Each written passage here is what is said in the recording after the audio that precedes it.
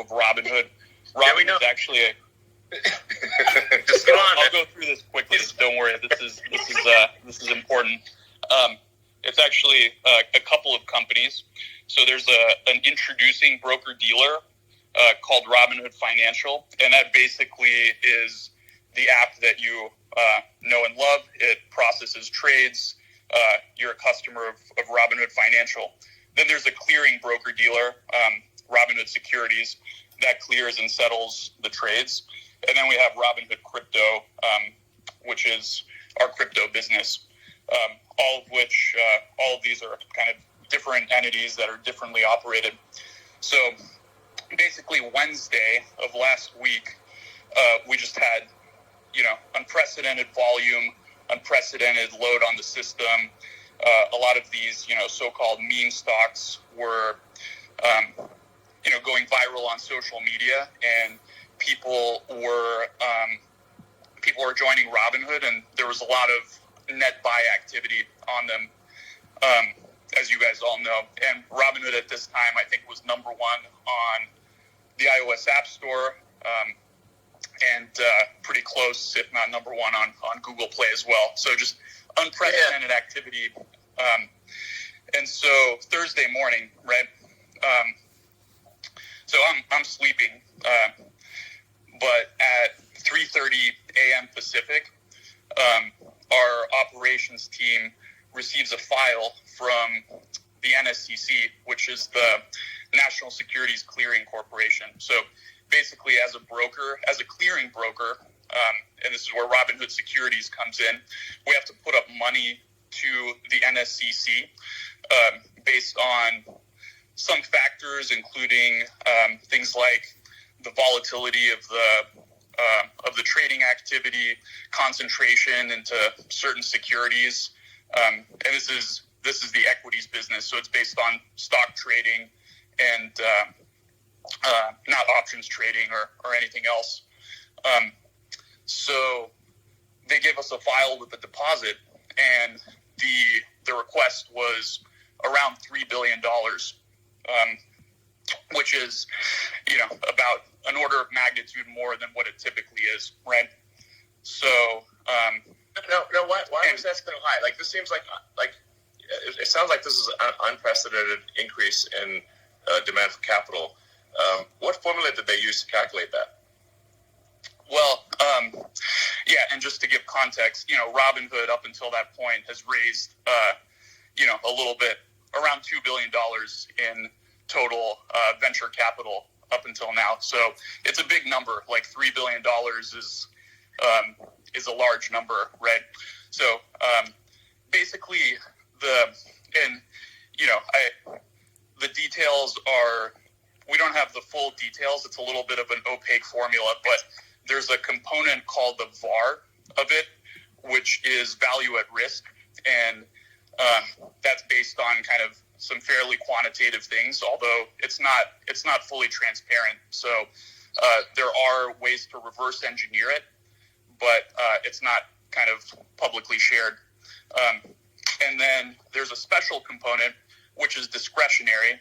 So that kind of acts as a multiplier, and basically discretionary meaning like it's just their opinion.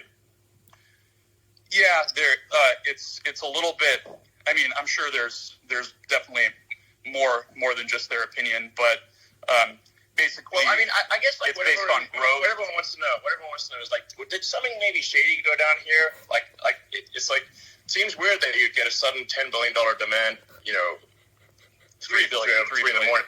Sorry, how much? Yeah, it was $3 billion US dollars. $3 billion. Okay, so $3 billion around. Just suddenly out of nowhere.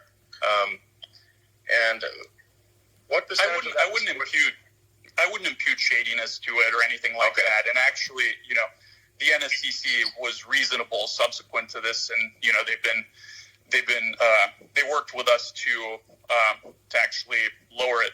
So it was unprecedented activity. I don't have the full context about what's going on in the NSCC to make these calculations, but essentially Is anyone holding you hostage right now? No, I'm okay. Yeah. Thanks for asking.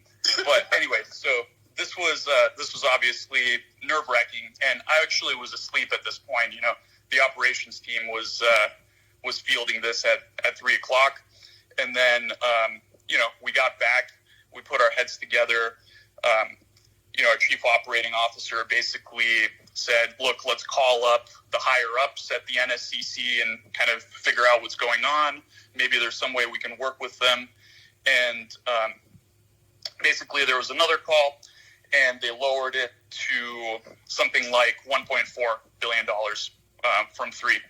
Okay. So, okay, we were making some progress, right? And then, but it's still a high number. And then we basically proposed, well, let's explain how we plan to, let's explain how, you know, we'll manage risk in these symbols throughout the day. We proposed marking these volatile stocks that were kind of driving the activity, position closing only. And then at about an hour before market open, so 5:30 or 5 in the morning, they came back and they said, okay, the charge is, or the deposit's $700 million, which we then deposited and paid promptly, and then everything was fine. So that essentially explains why we had to mark these symbols position closing only, and also why, you know, we knew this was a bad outcome for customers. You know, part of what's been really difficult is Robinhood stands for, you know, democratizing access to stocks, and yes, we want to give people the access. So that's been very, very challenging. But we had no choice in this case. We had to conform to our regulatory capital requirements, and so the team did what they could to make sure we were available for customers. Who controls this organization, this clearinghouse? You know, it's a consortium. It's not quite a government agency.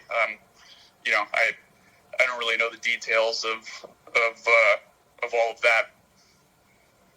Okay, but you know, and to be fair, like we were.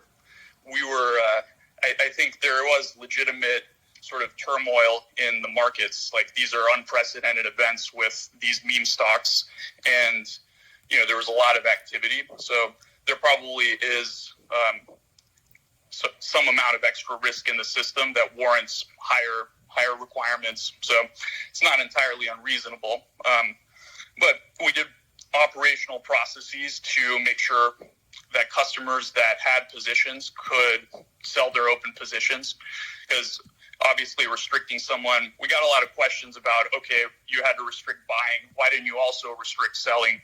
And the fact of the matter is, people get really pissed off if they're holding stock and they want to sell it and they can't, right? So I think that's categorically worse. So, and lots of other brokers, I think, were in the same situation. Robinhood was in the news, but you sort of heard this industry-wide, right? Other brokers basically restricted the same exact activity. All right, so it sounds like this organization, you know, calls you up and they basically have a gun to your head, either hand over this money or else. And so, because I mean, like, basically what people are wondering is, like, did you sell your clients down the river, or do you have no choice? And if you had no choice, that's understandable. But then, you know, we got to find out why you had no choice, and who are these people that are saying you have no choice?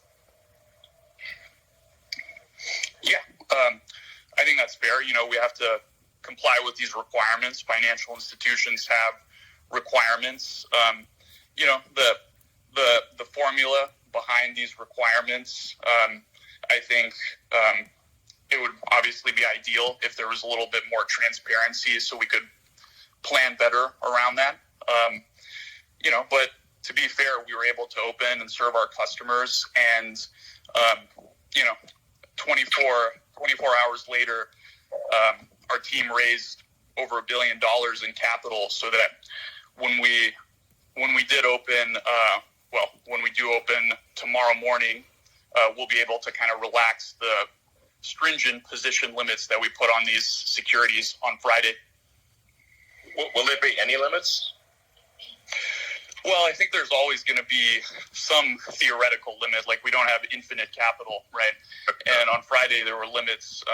So there's always going to have to be some limit. I think the question is, will the limits be high enough to the point where, they won't impact, 99.9+% of customers.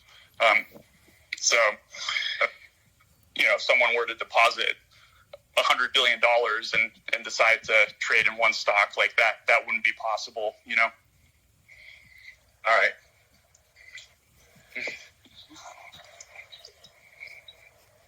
All right. Well, I guess people really just want to know, if you had no choice, then you had no choice. It's gun to head situation, and then that's understandable. But then whoever put that gun to your head should, be willing to answer to the public. Yeah, listen, and I know there's processes. This is unprecedented times, and to be fair to those guys, they've been reasonable. So I think the one thing that is maybe not clear to people is Robinhood's a participant in the financial system, so we have to work with all of these counterparties. So we do get a lot of questions about, why do you work with market makers? Why do you work with clearing houses? Vertically integrating and getting, it's hard enough to build introducing a clearing broker-dealer. Not too many people have done that. But the financial system that allows customers to trade shares is sort of a complex web of multiple parties, and it's hard to. I think everyone says, it could be better, it could be improved. It's just the necessity of trading equities in the U.S. that you have to do all these things. To what degree are you beholden to Citadel? Basically, if Citadel's unhappy, then what happens? Yeah, so that there was a rumor that Citadel or other market makers kind of pressured us into doing this, and that's just false, right? Market makers execute our trades. They execute trades of every broker dealer. This was a clearinghouse. This was a clearinghouse decision, and it was just based on the capital requirements. So, from our perspective, Citadel and other market makers weren't involved in that. But wouldn't they have a strong say in who got put in charge of that organization, since it's an industry consortium, not a government consortium, or not a government regulatory agency? I don't have any reason to believe that. I think that's just then you're getting into kind of the conspiracy theories a little bit. So I just have no reason to believe that that's the case, Okay. All right. Well, I guess so we'll see what happens with future actions. Hopefully that's insightful or at least a little bit entertaining. Are you not entertained? Yeah. Okay. Well, I don't know what to say. First of all, Vlad, thank you so much for jumping on. I know it's pretty late, and thank you so much.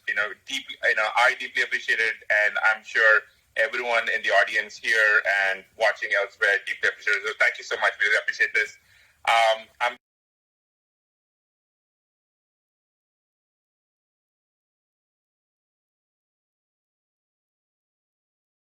News. That's great. Today we're done. Slightly changing subjects.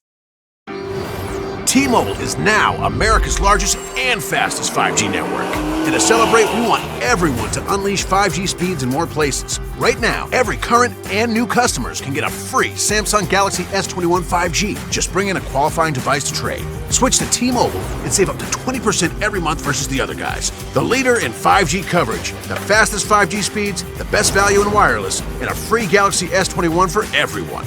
Only at T-Mobile.